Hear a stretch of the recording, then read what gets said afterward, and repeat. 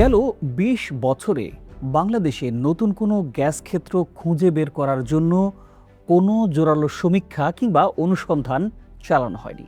কিন্তু কেন? বাংলাদেশের মাটির নিচে যখন গ্যাসের সম্ভাবনার কথা আন্তর্জাতিক সংস্থাগুলো বলেছে, তখন কেন এই দেশে নতুন করে বড় কোনো অনুসন্ধান চালানো হলো না? কেবল কাগজে কলমে পরিকল্পনা আর ফাইলবন্দি নথিতেই কি আটকে ছিল আমাদের ভাগ্য? এটা কি শুধুই অব্যবস্থাপনা, নাকি এর পেছনে আছে আরও বড় কিছু? ভূ রাজনৈতিক কোনো হিসেব, নাকি গভীর কোনো ষড়যন্ত্র বা বিশেষ মহলের স্বার্থ? কারণ একদিকে যখন গ্যাস সংকটে শিল্প থমকে যাচ্ছে, অন্যদিকে হাজার হাজার কোটি টাকা খরচ করে এলএনজি আমদানি করা হচ্ছে। এই দুই বাস্তবতা একসাথে দাঁড় করালে প্রশ্নটা আরও জোরালো হয়ে ওঠে। প্রিয় দর্শক, আজকের এই প্রতিবেদনে উঠে আসবে কেন গেল ২০ বছরেও গ্যাসের অনুসন্ধান করা হয়নি, কিভাবে বাংলাদেশ ধীরে ধীরে জ্বালানিতে বিদেশ নির্ভর হয়ে পড়েছে, আর এই সংকট থেকে এখন বের হওয়ার পথ আসলে কোথায়। আশা করি পুরো আয়োজনে সাথেই থাকবেন। আপনাদের সাথে আছি আমি শাহাদাত হোসেন।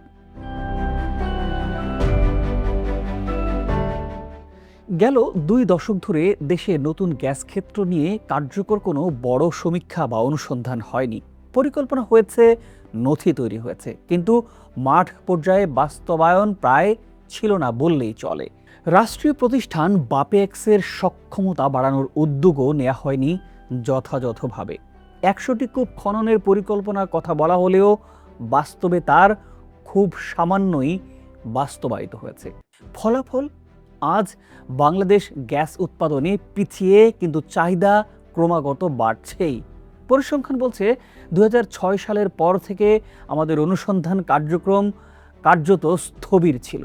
২০১০ সাল থেকে সীমিত আকারে উদ্যোগের কথা বলা হলেও বাস্তবতা ছিল একেবারেই ভিন্ন। সুন্দরপুর বা জকিগঞ্জের ছোটখাটো সাফল্য ছাড়া সাগরের বিশাল ব্লকে অনুসন্ধান কূপ খননের কোনো নামগন্ধও নেই। বিশেষজ্ঞরা বলছেন, এটা কেবল অবহেলাই নয়, বরং দেশবাসীকে জ্বালানির দিক দিয়ে জিম্মি করার একটি কৌশলই ছিল। কারণ গ্যাস অনুসন্ধান না করে বিগত সরকার মাত্র ৮ বছরে প্রায় ২,৪৫,০০০ কোটি টাকার এলএনজি আমদানির দিকে ঝুঁকেছে। কিন্তু প্রশ্ন জাগে, নিজের ঘরে সম্পদ থাকতে কেন বিদেশ থেকে এত চড়া দামে গ্যাস কিনতে হলো?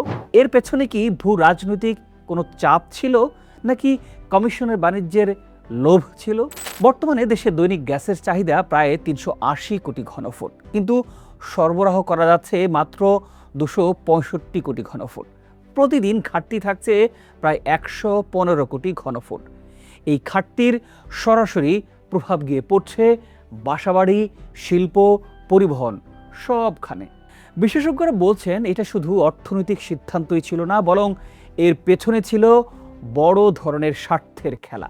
কারণ গ্যাস অনুসন্ধান না করে আমদানির উপর নির্ভর করলে বড় অঙ্কের অর্থ ব্যয় হয়, আর সেই জায়গাতেই তৈরি হয় লুটপাটের সুযোগ। গ্যাস সংকটের সবচাইতে বড় আঘাত এসেছে শিল্প খাতে। ২০১৯ সালের পর থেকে নতুন গ্যাস সংযোগ প্রায় বন্ধ। ফলে নতুন শিল্প কলকারখানা গড়ে ওঠা থমকে গেছে। বিদেশি বিনিয়োগকারীরাও আগ্রহ হারাচ্ছে। অনেক কারখানা দিনের অর্ধেক সময় বন্ধ রাখতে বাধ্য হচ্ছেন শিল্প মালিকরা।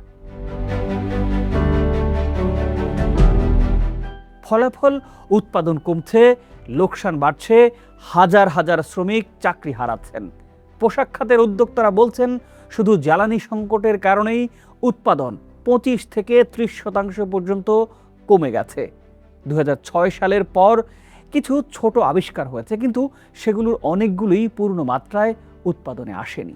অন্যদিকে সমুদ্র সীমা নিয়ে বিরোধ মিটে যাওয়ার পরও বঙ্গোপসাগরে এখনও বড় কোনো অনুসন্ধান কূপ খনন করা হয়নি। এমনকি আন্তর্জাতিক কোম্পানিগুলোও আগ্রহ দেখিয়ে শেষ পর্যন্ত দাম ও নীতিগত মতবিরোধে সরে গেছে তারা। বর্তমান প্রবণতা চলতে থাকলে ২০৩০ থেকে ৩১ সালের মধ্যে দেশের ৭৫% গ্যাসই আসবে আমদানি থেকে।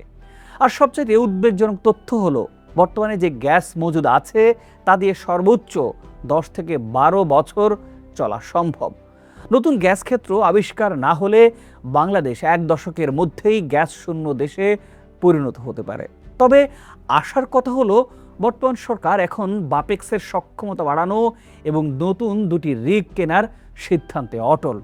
এখন সরকার বলছে নতুন রিগ কেনা হচ্ছে, অফশোর অনশোরে অনুসন্ধান বাড়ানো হবে, আন্তর্জাতিক দরপত্র আহ্বান করার কথা বলছে সরকার।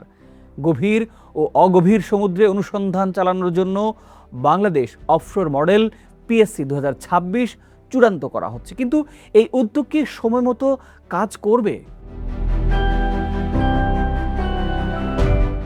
জ্বালানি বিশেষজ্ঞ অধ্যাপক এম শামসুল আলম বা ডক্টর ইজাজ হোসেনের মতে আমাদের অবিলম্বে LNG আমদানি নির্ভরতা কমিয়ে নিজস্ব অনুসন্ধান ও উৎপাদনের সক্ষমতা বাড়াতে হবে। কিন্তু প্রশ্ন হলো, এই উদ্যোগ যদি এখন নেওয়া সম্ভব হয় তাহলে গেল 20 বছরে কেন নেওয়া হলো না? এই বিলম্বের মূল্য কি এখন পুরো জাতিকে দিতে হচ্ছে? জ্বালানি বিশেষজ্ঞরা বলছেন দেশের জ্বালানি নিরাপত্তা এখন ঝুঁকির মুখে আছে। সমাধান এখন একটাই, আমদানি নির্ভরতা কমিয়ে নিজস্ব গ্যাস অনুসন্ধান বাড়াতে হবে। স্থলভাগ, অগভীর সমুদ্র, গভীর সমুদ্র সব জায়গায় একসাথে কাজ শুরু করতে হবে। বাংলাদেশের মাটির নিচে সম্ভাবনা আছে, এটা বহু আগেই প্রমাণিত হয়েছে। কিন্তু সেই সম্ভাবনাকে বাস্তবে রূপ না দিয়ে যদি একটি দেশ ইচ্ছাকৃতভাবে আমদানির ফাঁদে পড়ে তাহলে সেটি শুধু অর্থনৈতিক ব্যর্থতাই নয়, বরং কৌশলগতই দুর্বলতা বলা যায়। এখন প্রশ্ন, বাংলাদেশ কি সময় থাকতে নিজেদের গ্যাস খুঁজে বের করতে পারবে, নাকি আরও গভীরভাবে আটকে যাবে বিদেশি জ্বালানির নির্ভরতার জালে? সিদ্ধান্ত নতুন সরকারের নীতি নির্ধারকদের হাতে। প্রিয় দর্শক, আপনি কি মনে করেন গেল 20 বছরের যে সংকট সেটি কি উতরাতে পারবে এই বিএনপি সরকার? নিশ্চয়ই মন্তব্য করে জানাবেন। প্রতিবেদনটি ভালো লাগলে শেয়ার ও লাইক করতে পারেন। সাবস্ক্রাইব করে আমাদের সাথে থাকার আন্তরিক অনুরোধ রইল।